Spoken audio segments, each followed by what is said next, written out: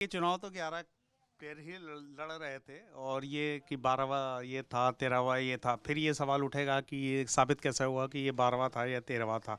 चुनाव बीजेपी ही लड़ रही थी और बीजेपी ही चुनाव इस समय लड़ रही है। कांग्रेस पार्टी चुनाव लड़ रही, क्या राहुल गांधी प्रचार करने के लिए मुंबई गए थे क्या? किसी कैजुअल दौरे पर भी गए थे क्या?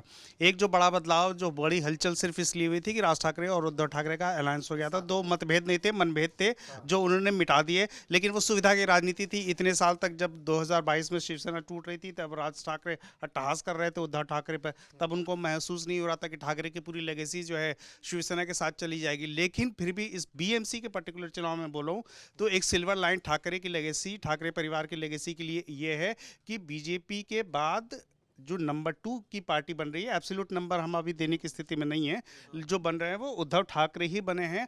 और वो राज ठाकरे को ना उद्धव का फायदा मिला।